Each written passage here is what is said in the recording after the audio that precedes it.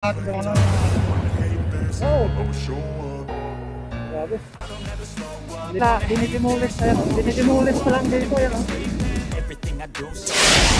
Tuloy-tuloy lang ang construction dito sa may ano no, NACR Clark Station. Ito yun. At kung mapansin natin, wala na yung mga gantry nila dito dahil tapos na itong kanilang ginagawa ng mga balikat.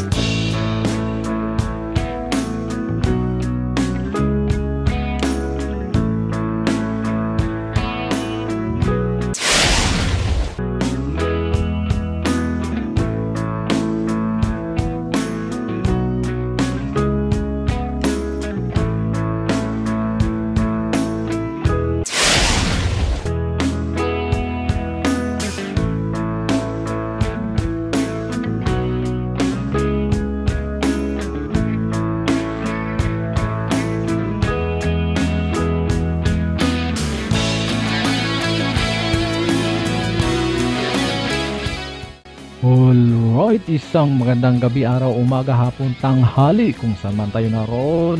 Mayong adlaw, good evening, good morning. Ingat-ingat po tayo at sa patuloy nating pag-iikot sa pag-update sa bawat istasyon dito sa North-South Commuter Railway Project. Naabutan na natin ang mga nasaksihan natin ang development sa bawat istasyon. Sa video natin ito, ipapakita ko sa inyo ang mga huli nating nakunan sa 5 istasyon dito sa may NACR Phase 2 at uunahin natin dito sa may Kalumpi Station.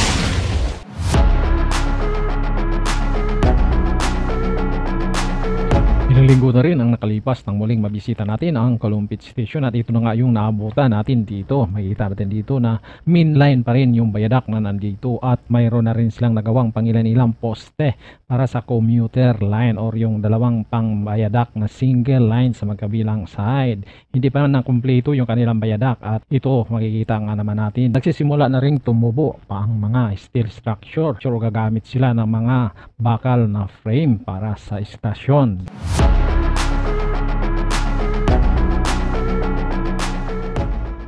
At makikita na rin natin dito na nakaready na rin ang kanilang mga pedestal para sa poste o column ng steel structure.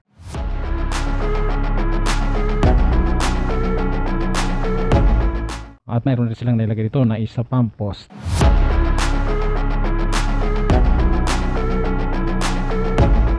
At makikita na rin dito ang construction sa may bahagi ng ilog at dito base sa aking pag-analisa o obserbasyon o opinion nakikita ko dito sa ginagawa ng istasyon ay kagaya lamang ito sa ginagawa bawat istasyon na mayroong 3 bayadak or magkakaroon ng 4 na reles. Sa bawat dulo ng istasyon ay mayroon itong portal column or mga beam para sa cast in situ or kung saan magkakaroon ng merging point ang 3 bayadak papunta na doon sa main line. At dito makikita natin sa basis sa obserbasyon natin dito sa ilog, dito sila gagawa ng portal column. Ito ay aking obserbasyon lamang, maaring tama, maaring hindi. At ilang kilometro lang magmula dito papuntang norte ay ang Apalit Station.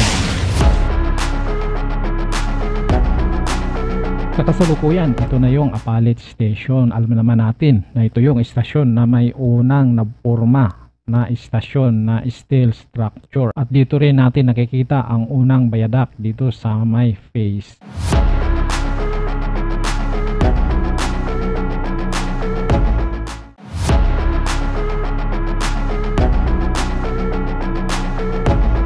Mapansin nga natin dito na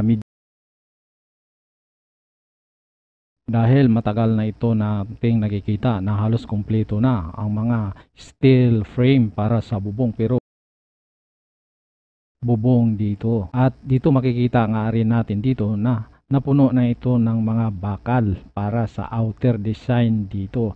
At nakita nga natin to nung mga nakaraan, ang outer design dito ay mga maliliit na jalousie kung saan ay makikita natin na halos marami ng mga nakalagay nila para sa bracket or base o frame para sa jalousie. At ito naman ngayon ang kabuuan nitong nakikita natin sa may Apalit Station. Dahil itong Apalit Station, mabilis lang nila nalagyan ng mga steel structure dito dahil main line lang naman ang ano dito. Kumbaga isang bayadak lang ang mayroon dito sa istasyon. Ito na naman yung kabuuan ng istasyon na makikita na natin dito. At magmula dito, isusunod naman natin ang San Fernando Station.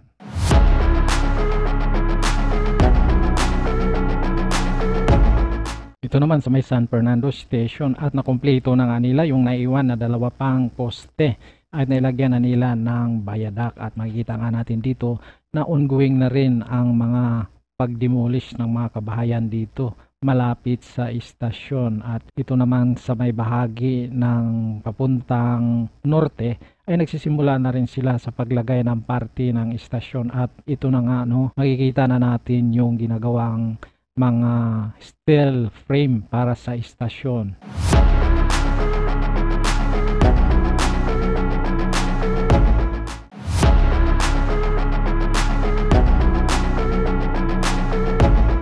At dito mapansin natin na mayroon itong San Fernando Station ay tatlong bayadak ito. Yung sa gitna ang main line na mayroong dalawang reles o dalawang track at sa magkabilang gilid ay tigi-isang rail track lang. Kaya ito mas malapad itong istasyon na gagawin nila kumpara doon sa may Apalit. Dahil tatlo ang bayadak ang magkakaroon dito sa San Fernando Station. At ongoing na rin ang paglalagay nila ng mga poste papunta doon sa may Angeles. At magmula dito, didiretso naman tayo sa may Angeles Station.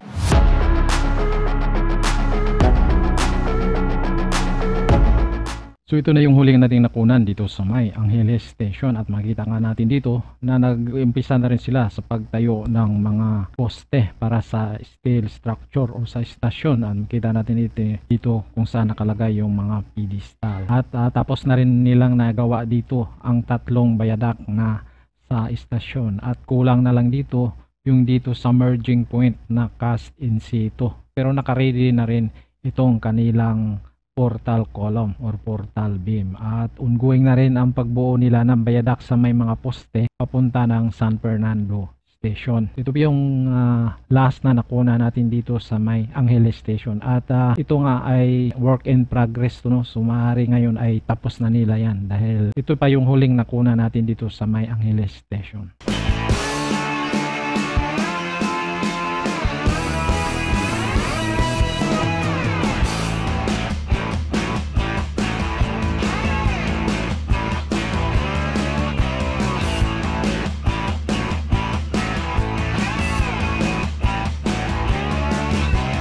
Kita na natin dito yung mga steel frame para sa istasyon. At magmula dito ay ilang kilometro din ang layo ay ito na yung sa may Clark Station, yung pinakaliris na nakuna natin doon. Yan, no? Grabe pa.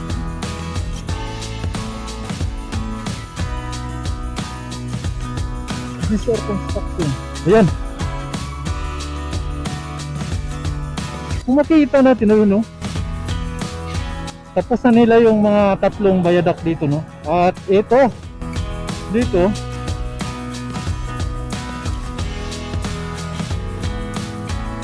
so dito na yung mga poste nila, no? Mga steel column, yan, no? Dami na nilang naitayo.